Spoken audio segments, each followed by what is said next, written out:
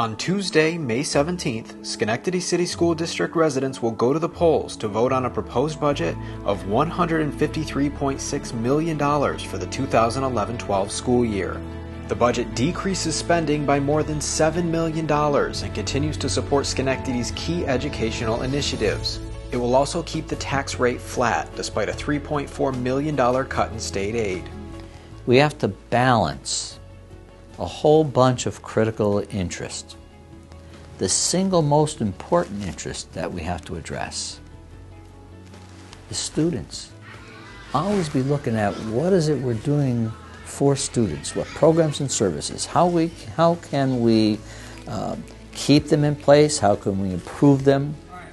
At the same time, we have to also balance it against community interests, community's ability to pay.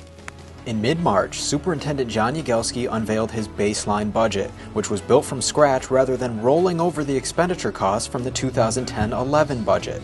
The baseline budget, which factored in contractually mandated increases in employee salaries, benefits, and retirement system contributions, was $1.5 million less than the 2010-11 budget. Despite that decrease, Yagelski estimated the district was still facing a $9.6 million gap because of decreased revenues. It made for, clearly from my point of view, the most challenging budget situation I've ever had to face, which meant it was critically important to have people in this school district, community, and staff work together to help us address that. Under Governor Andrew Cuomo's executive state budget proposal, Schenectady was slated to lose about $4.4 million in state aid. However, under the final state budget adopted by the legislature, the district is projected to lose about $3.4 million. Yagelski then outlined 3 steps the district would need to take to close the remaining gap of $8.6 million. By identifying alternative, less costly ways of operating, Schenectady will save about $3.3 million. One example of how the district will do things differently is establishing special education programs to bring home many students currently receiving instruction through BOCES.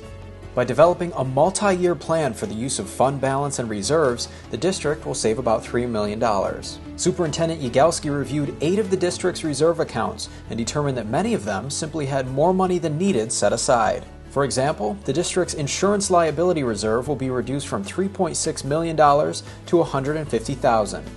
In closing the gap, the final $2.3 million came from eliminating certain items and positions from the budget.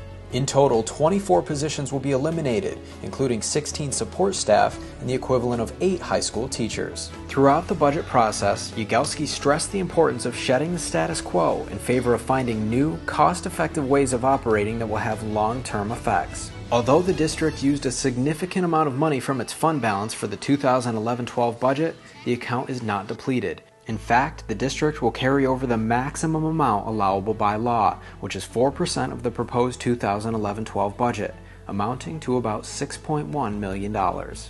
Every step along the way, we've looked at both this coming year's budget and the years ahead.